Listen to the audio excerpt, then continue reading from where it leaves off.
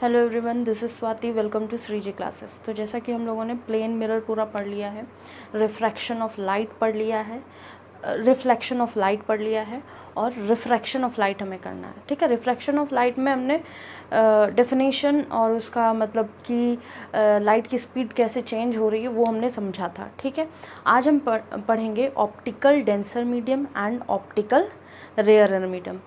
ठीक है, तो जितने भी टर्म्स अभी तक किए हैं वो बहुत इम्पोर्टेंट हैं और सबको हमने बहुत अच्छे से कंप्लीट किया है।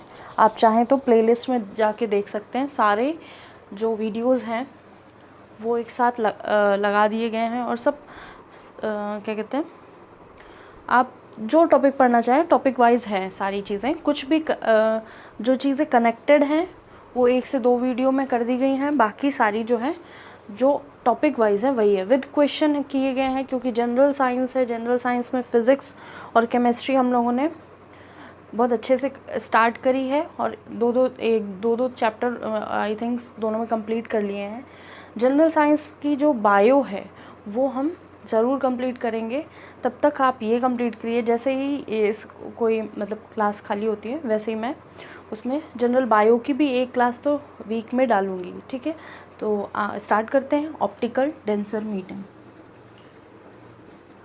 जो ऑप्टिकल डेंसर मीडियम है वहाँ क्या होगा, मेडिकल लिख दिया, सॉरी, मीडियम लिखना था।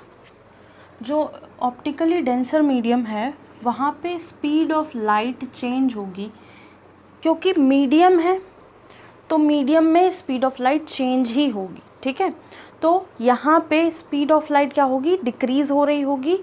किसी भी मीडियम में हम क्या करेंगे, अगर लाइट को ट्रांसफ़र करेंगे या लाइट का रिफ्रैक्शन कराएंगे तो हमेशा स्पीड ऑफ लाइट कम होगी। तो इसको लिख सकते हैं in optical medium, in optical denser medium speed of light decreases in denser medium। ठीक है, डेंसर मीडियम में स्पीड ऑफ लाइट डिक्रीज करेगी। स्पीड ऑफ लाइट क्या है, 3 × 10⁸ मीटर पर सेकेंड। ठीक है, अगर हम रेयरर मीडियम ले लेंगे तो वहाँ पे भी स्पीड ऑफ लाइट कम होगा, क्योंकि हम मीडियम ले रहे हैं, वैक्यूम नहीं ले रहे हैं। वैक्यूम में स्पीड ऑफ लाइट के बराबर होती है हमारी लाइट की स्पीड, लेकिन यहाँ कम हो जाएगी। कहाँ, डेंसर मीडियम में। अगर हम रेयरर मीडियम ले रहे हैं तो कम होगी, लेकिन उतनी नहीं कम होगी जितनी हमारी डेंसर मीडियम में हो रही थी। ठीक है, तो ऑप्टिकल रेयरर मीडियम क्या होते हैं, तो यहाँ पे एक और लाइन ले सकते हैं कि डेंसर मीडियम में कि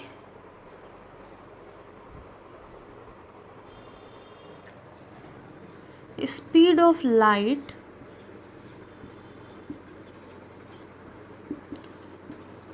डिक्रीज मोर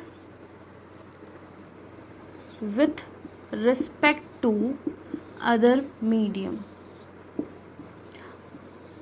और जितने भी मीडियम है हमारे पास उससे इस मीडियम में स्पीड ऑफ लाइट ज़्यादा डिक्रीज़ कर जाएगी। ठीक है, और नेक्स्ट है हमारा optical rarer medium.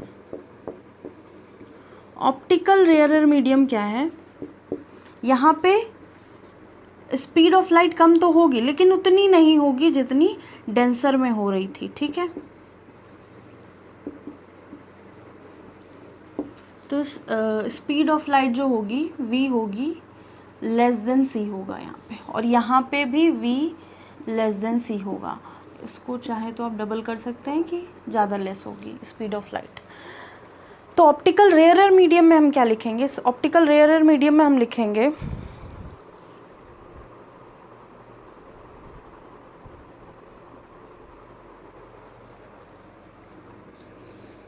Speed of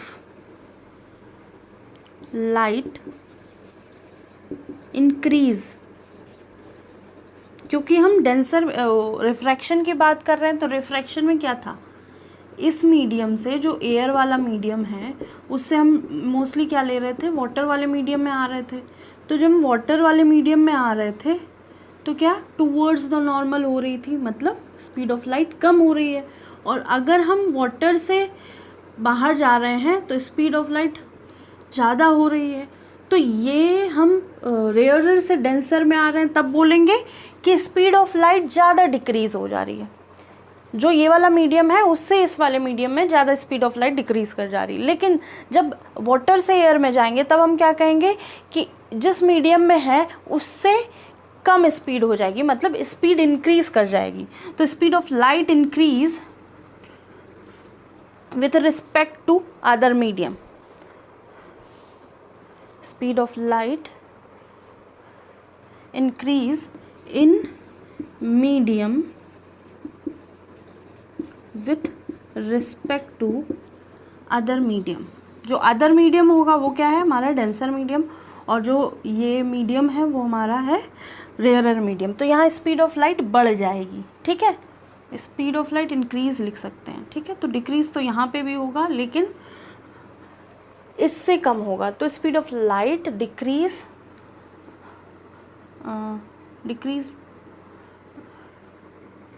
यहाँ पे लिख सकते हैं speed of light more decrease in medium. तो मीडियम में ज़्यादा होगा देन अदर मीडियम से, ठीक है। ये दोनों चीज़ें लिख लीजिए आप, फिर उसके बाद हम बात करेंगे, दोनों के डायग्राम बना देते हैं अलग अलग, ठीक है। दोनों के डायग्राम बना लीजिए कि जो हमारा डेंसर मीडियम होगा वहाँ क्या हो रहा होगा, जो हमारा रेयरर मीडियम होगा वहाँ क्या हो रहा होगा। तो यहाँ हम बनाएंगे डेंसर मीडियम के लिए और यहाँ बनाएंगे रेयरर मीडियम के लिए। तो जब हमारा एयर से लाइट वाटर या लिक्विड में आ रही होगी तो क्या हो रही है, टूवर्ड्स द नॉर्मल बेंट हो गई। तो ये हो गया रेयरर और ये हो गया डेंसर, ठीक है।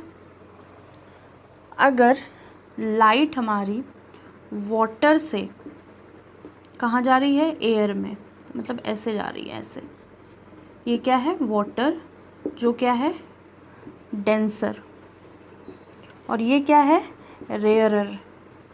तो हमारी लाइट कहाँ से जा रही है, यहाँ से यहाँ जा रही। तो जो वाटर में है वो क्या है, वाटर हमारा डेंसर मीडियम है, और जब यहाँ से यहाँ लाइट ट्रांसफ़र कर रही है तो जो मीडियम में डिस्टेंस स्पीड ऑफ लाइट है वो इंक्रीज़ कर रही, तो ये अवे फ्रॉम द नॉर्मल हो जाएगी, और ये क्या है एयर, ठीक है। तो ये डायग्राम आप दोनों में बना सकते हैं, क्योंकि यहाँ क्या हो रहा था, हमारी जो लाइट है उसको ऐसे जाना चाहिए था लेकिन चलिए ऐसे जाती है, और यहाँ क्या होता, हमारी लाइट को ऐसे जाना चाहिए था लेकिन चलिए ऐसे जाती है, ठीक है।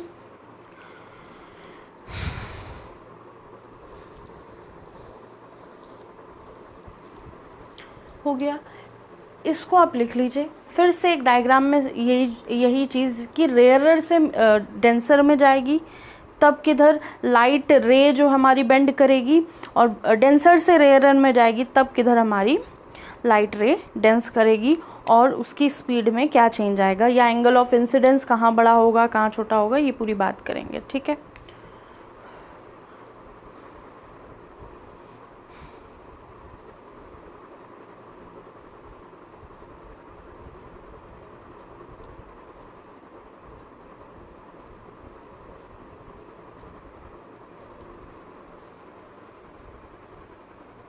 हो गया, इसको रब करते हैं। तो अब हम ये बात करेंगे कि अगर रेयरर से डेंसर में लाइट आ रही है और डेंसर से रेयरर में जा रही है तो क्या होगा। तो यहाँ है एयर जो है रेयरर मीडियम, ठीक है, और ये है वाटर जो है डेंसर मीडियम, ठीक है।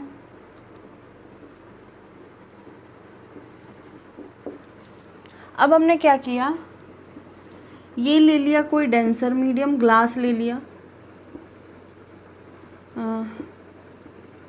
और ये ले लिया रेयरर मीडियम। तो आप चाहें तो दोनों एक जैसे ले सकते हैं। यहाँ पे हमने ग्लास लिया, फिगर बस उल्टा बनेगा जैसे लास्ट में हमने लास्ट वाले फिगर में बताया था। तो यहाँ क्या है, ग्लास ले लिया, यहाँ ले लिया एयर। अब हम समझेंगे एक चीज़ कि हमारी जो रे है, रिफ्रैक्टेड रे है, वो किधर बेंड कर रही है। एंगल ऑफ इंसिडेंस क्या होगा, स्पीड ऑफ लाइट क्या होगी। अगर वेवलेंथ है, फ्रीक्वेंसी की बात करें, फ्रीक्वेंसी तो कांस्टेंट रहेगी लाइट की, लेकिन लैम्डा की बात करेंगे तो लैम्डा किधर बढ़ रहा है किधर घट रहा है, वो सारी चीज़ें देखेंगे। तो क्या है, ये आई हमारी लाइट रे, ये है नॉर्मल, और ये लाइट रे इधर से आई, डेंसर मीडियम जा रही है तो टूवर्ड्स द नॉर्मल बेंड कर गई। ठीक है, तो पहली चीज़, फर्स्ट थिंग क्या लिखनी है हमको, इसको रिप्रेजेंट कर देंगे आई से, इसको आर से। ये जाना किधर जाती थी, ये जाना इधर जाती थी। ठीक है, तो अब हम पहली चीज़ लिखेंगे, light ray rarer to denser medium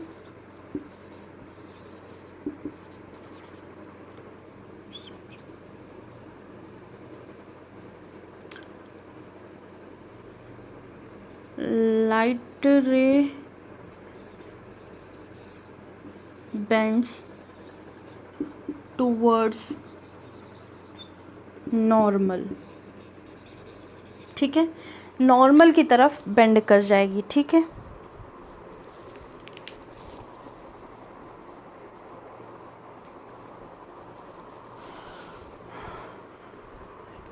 rarer से डेंसर की तरफ जा रही है तो टूवर्ड्स द नॉर्मल बेंड हो जाएगी। तो लाइट रे bend towards the normal. Second thing हमको देखनी है, सेकेंड क्या है, इंसिडेंट एंगल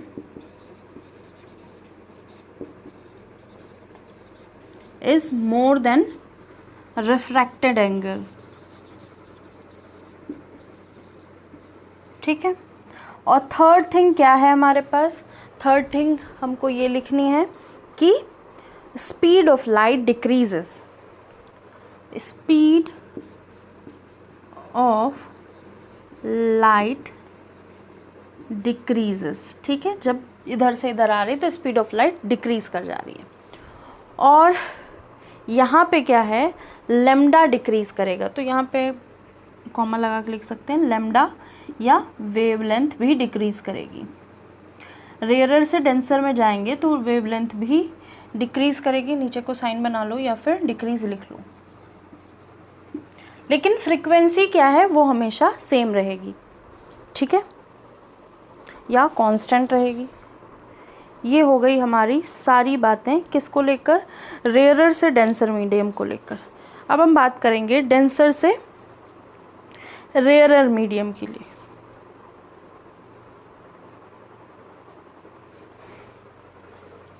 तो जब डेंसर से रेयरर में जा रहे हैं तो लाइट रे हमारी ऐसे आ रही है, ये है हमारी नॉर्मल।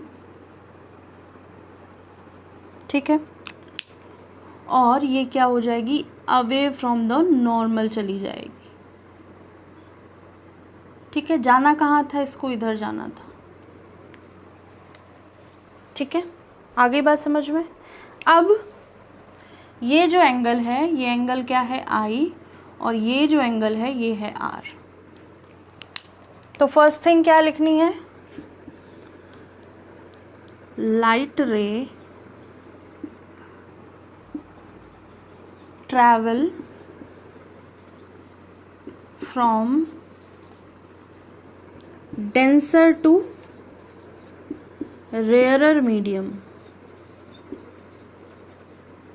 लाइट रे हमारी कहाँ से ट्रैवल कर रही है, डेंसर से रेयरर। सेकेंड क्या है कि इंसिडेंट रे जो है, सॉरी इंसिडेंट एंगल जो है,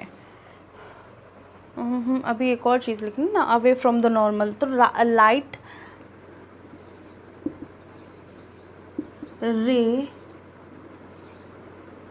moves away from the normal. अब थर्ड क्या लिखना हमको, थर्ड हमको इंसिडेंट एंगल जो है वो लेस देन होगा रिफ्रैक्टेड एंगल, तो angle I is less than angle R, ठीक है, रिफ्रैक्टेड एंगल। फोर्थ क्या है पॉइंट हमारा, फोर्थ है स्पीड ऑफ लाइट, जो स्पीड ऑफ लाइट है ना वो इंक्रीज कर जाएगी, और स्पीड ऑफ लाइट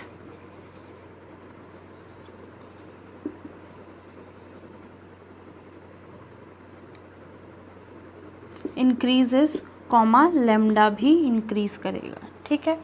तो ये है हमारा डेंसर मीडियम और रेयरर मीडियम में डिफरेंस, ठीक है, क्योंकि अब ज़्यादातर थ्योरेटिकल क्वेश्चन आते हैं, find out the incorrect one is incorrect of the them, या फिर find out the correct one of the following, जो पैरा दिया है या फिर फॉलोइंग स्टेटमेंट्स दिए हैं बहुत सारे, उन पे बात करेगा, ठीक है। तो ये अब पढ़ना बहुत ज़रूरी है।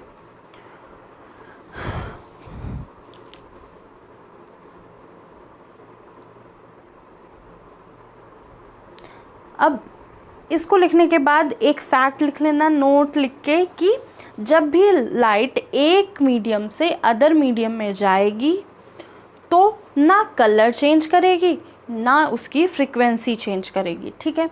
तो when light travel from one medium to another medium there is no change seen in the colour of the light and the frequency of the light.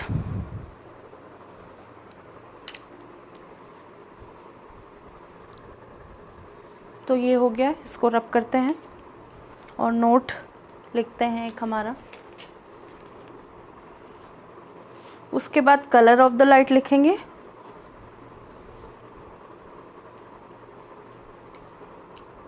और लाइट और फ्रीक्वेंसी, वेवलेंथ फ्रीक्वेंसी आपस में कैसे रिलेटेड है, speed of light कैसे related है वो लिखेंगे।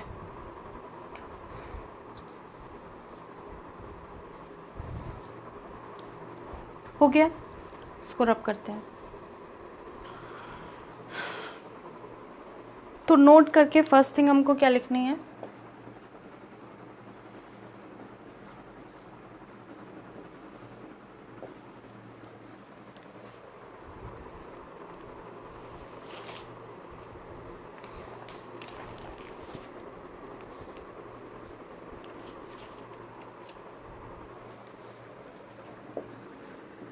there is no change in color and frequency of light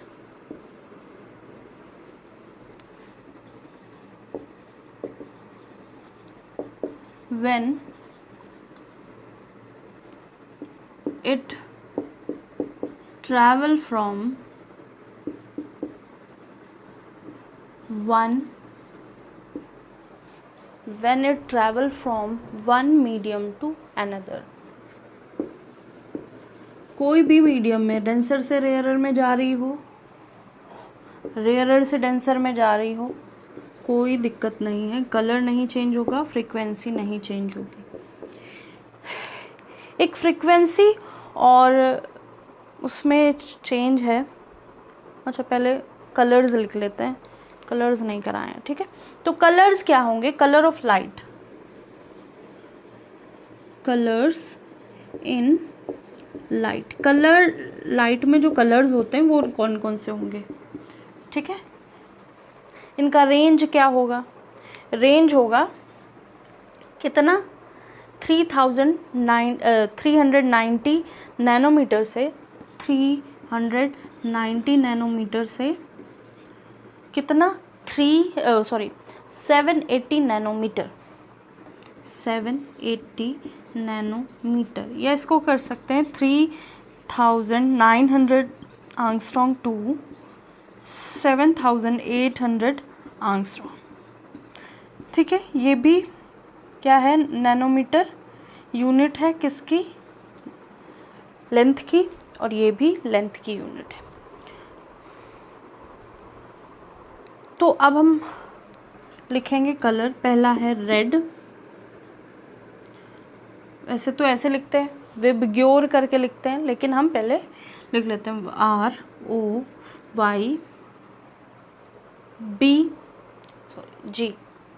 GB VIB। ठीक है, तो ये क्या है, रेड। ये कौन सा कलर है, ऑरेंज। यही कलर हमें रेनबो में दिखते हैं, yellow, green, blue, indigo, violet.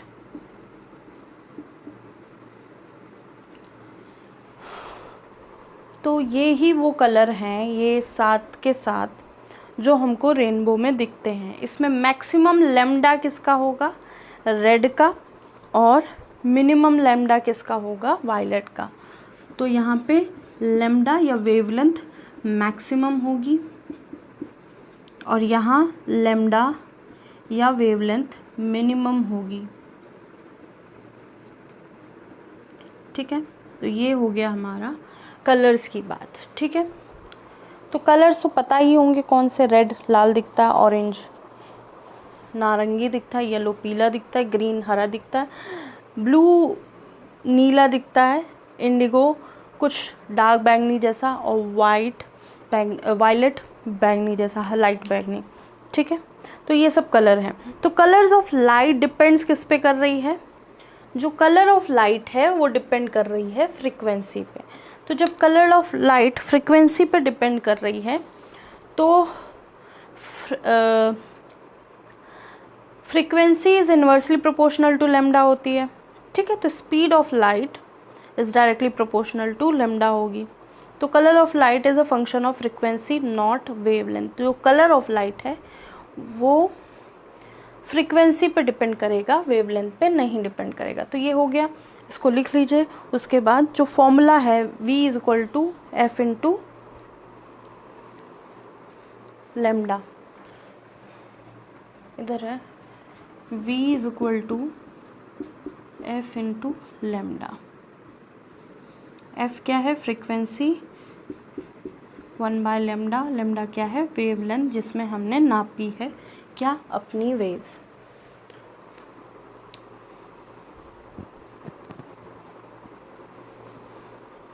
जो फ्रीक्वेंसी है वो हमेशा कांस्टेंट रहेगी, लैम्डा चेंज होगा। ठीक है,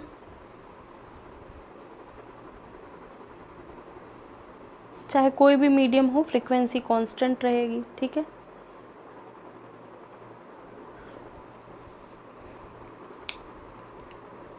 तो ये हो गया, इसको रब करते हैं।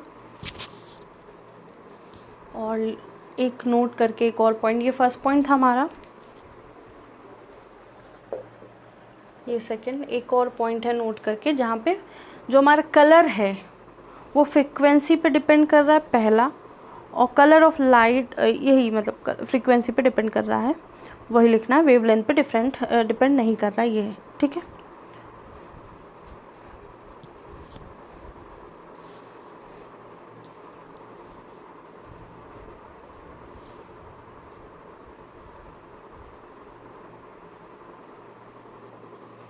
हो गया, रब करते हैं इसको। सेकंड लिखेंगे, थर्ड है हमारा पॉइंट कि जो कलर है लाइट का, colour of light depends on frequency of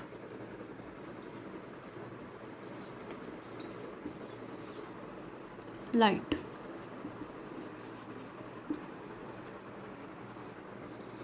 not on wavelength.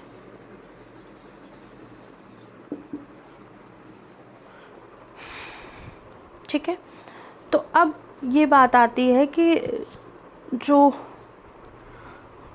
Visible light है वो क्या है, 7 कलर हमने देख लिए, विजिबल लाइट की रेंज देख ली, कलर ऑफ लाइट क्या है, वो विजिबल लाइट है। तो ये किसने बताया था, न्यूटन ने बताया था कि जो कलर विजिबल लाइट है वो कॉम्बिनेशन है 7 कलर की। तो ये भी एक लाइन लिख लो, Newton stated that light is the combination of 7 colors.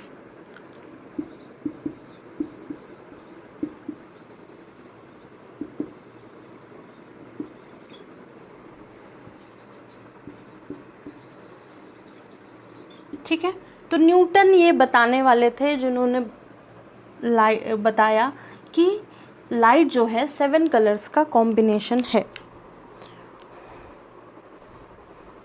और जब वैक्यूम होगा, in vacuum C is equal to क्या हो जाएगा, एफ लैम्डा। ठीक है, एफ लैम्डा, और जब मीडियम होगा तो V is equal to F lambda होगा। ठीक है, वहाँ हम स्पीड ऑफ लाइट चेंज हो जाएगी। और फ्रीक्वेंसी की यूनिट क्या होती है, यूनिट ऑफ फ्रीक्वेंसी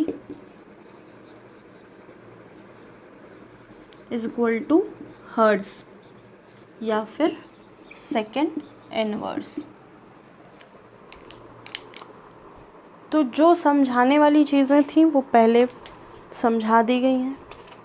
अब हम आगे बढ़ते हैं, जो हमारा नेक्स्ट टॉपिक है लॉ ऑफ रिफ्रैक्शन। ठीक है, लॉ ऑफ रिफ्रैक्शन में हम ये पढ़ेंगे कि IR नॉर्मल और इंसिडेंट रे, नॉर्मल और रिफ्रैक्टेड रे तीनों एक प्लेन में है। सेकेंड है स्नेल्स लॉ, जिसमें sine I upon sine R is equal to constant होता है, और जो कांस्टेंट होता है वही हमारा कौन होता है, रिफ्रैक्टिव इंडेक्स। रिफ्रैक्टिव इंडेक्स करके आज की क्लास ख़त्म करते हैं। ठीक है, रिफ्रैक्टिव इंडेक्स पूरा समझ के, और नेक्स्ट टर्न पे इसके सारे न्यूमेरिकल जो भी रिफ्रैक्टिव इंडेक्स के बारे में है उसके सारे न्यूमेरिकल एक एक जो एग्ज़ाम्स में भी आए हैं, वनडे एग्ज़ाम्स में भी आए हैं और हर जगह आए हैं। ठीक है, आई थिंक ये लिख गया होगा। अब हम लॉ ऑफ रिफ्लेक्शन करते हैं। नेक्स्ट है law of refraction, law of refraction.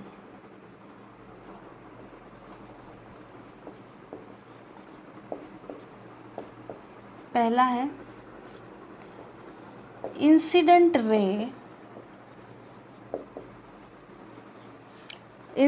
रे comma refracted ray comma normal all lie on same plane. ये सब सेम प्लेन में लाई करेंगी। देखा था हमने, ये क्या था, हमारा ग्लास जैसा है, यहाँ एयर से लाइट आ रही है, एंटर कहाँ कर रही है, ग्लास में जो हमारा डेंसर मीडियम है, और अगर यहाँ से फिर से लाइट आगे बढ़ गई तो ये क्या है, हमारा रेयरर मीडियम। तो हमने क्या देखा था कि ये जो इंसिडेंट रे है IR, ये है रिफ्लेक्टेड रे RR, और ये क्या है, नॉर्मल। इनका जो ये जो है ना 1 2 3, ये तीनों एक ही प्लेन में लाई कर रही हैं। ठीक है, उछल के इधर उधर और दूसरे प्लेन में नहीं जा रही हैं। सेकंड है जो इम्पोर्टेंट है वो क्या है, स्नेल्स लॉ। स्नेल ने दिया था तो उनके ऑनर में इसका नाम रख दिया, sine I upon sine R equals to constant. वो कांस्टेंट क्या है? n, और उस n को हम क्या बोलेंगे? Refractive index. ठीक है, और इस n को बोलेंगे हम रिफ्रैक्टिव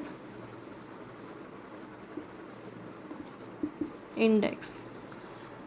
जो चेंज आएगा एंगल में, जैसे हमारा ये एंगल क्या है? आई है, और ये क्या है? एंगल आर है। थोड़ा सा इसको दिखा देते हैं अच्छे से। ये वाला एंगल क्या है? आर, और ये वाला एंगल क्या है? आई। जो ये वाला एंगल है और ये वाले एंगल में कितना चेंज आया है, कि जब हमारी स्पीड ऑफ लाइट चेंज कर रही थी तो एंगल में कितना चेंज हो रहा था। वो जो एंगल में चेंज हो रहा था वही क्या है? Refractive index. जब लाइट रेयरर मीडियम से डेंसर मीडियम में जा रही है, रेयरर मीडियम से डेंसर मीडियम में जा रही है, तो स्पीड ऑफ लाइट तो डिक्रीज हो रही है, लेकिन एंगल में जो चेंज आ रहा है वो कौन बताएगा? Snell's law. Snell's law angle में जो चेंज आ रहा था उसका रेशियो निकाला, और वो रेशियो किसके बराबर है? स्नेल्स रिफ्रैक्टिव इंडेक्स के बराबर। ठीक है, तो ये है लॉ ऑफ रिफ्रैक्शन। अब हम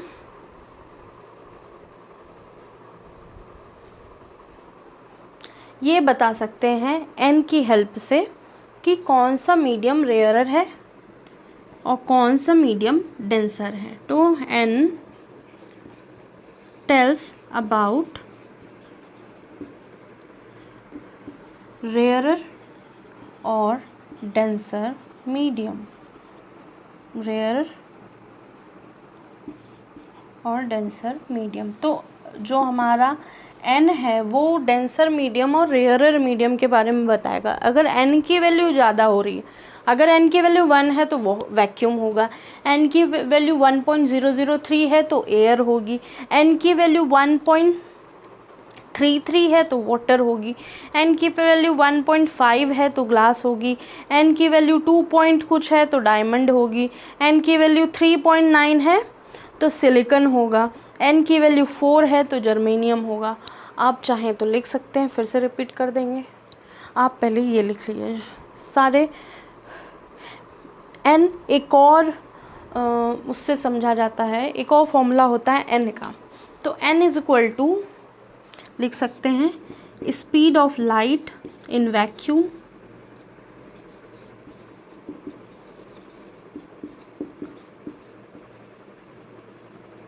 upon speed of light in medium.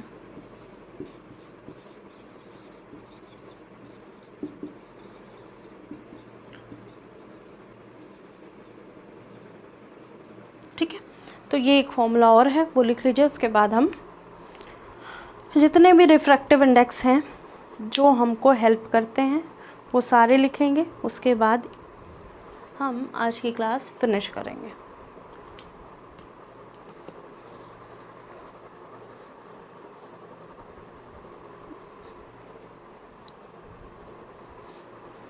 और नेक्स्ट टर्न पे जो रिलेटिव रिफ्रैक्टिव इंडेक्स है वो उसकी बात करेंगे। ठीक है,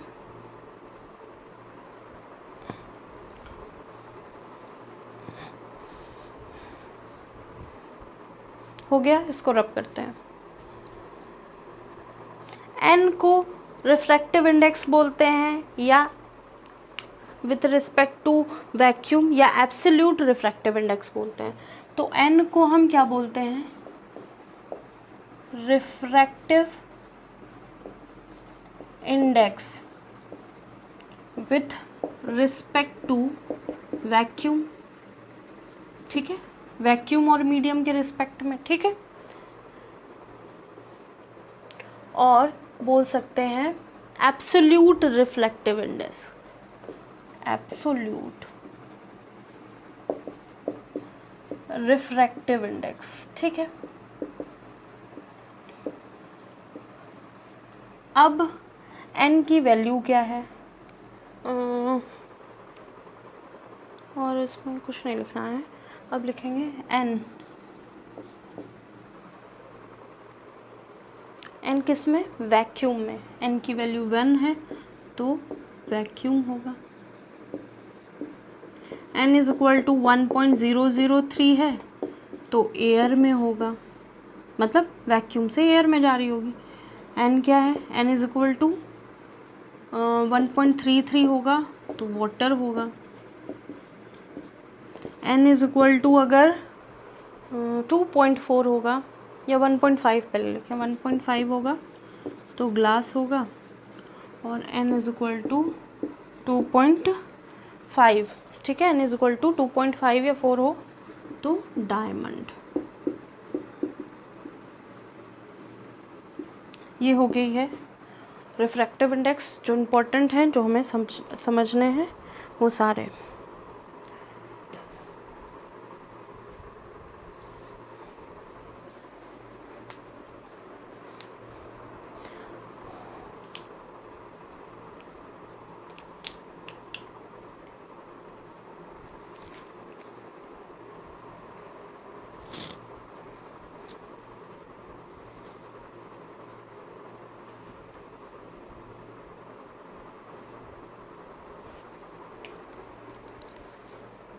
तो होप सो ये लिख लिया होगा।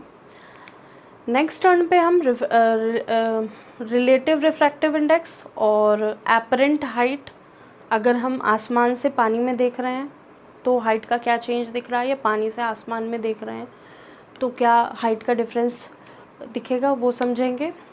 उसके बाद आगे की चीज़ें जो हैं वो समझेंगे। अभी रिफ्रैक्टिव इंडेक्स हमने समझा, और रिफ्रैक्टिव इंडेक्स को एब्सोल्यूट रिफ्रैक्टिव इंडेक्स भी बोलते हैं, ठीक है।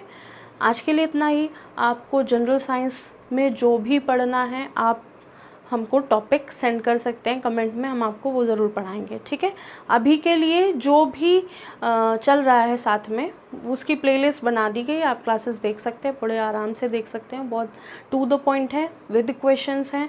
कोई क्लास ऐसी हो सकती है ये क्वेश्चन ना हो, क्योंकि वहाँ पे थ्योरी का थोड़ा पोर्शन ज़्यादा हो जाता है, नहीं तो क्वेश्चन तो मस्ट 1-2 होते हैं हर क्लास में, ठीक है। आज के लिए इतना ही। जनरल साइंस में फिज़िक्स केमिस्ट्री जो दोनों के प्लेलिस्ट बने आप देख लीजिए, और 11-12 की भी केमिस्ट्री की क्लासेस स्टार्ट हो गई हैं, आप चाहें तो देख सकते हैं। आज के लिए इतना ही। Thank you.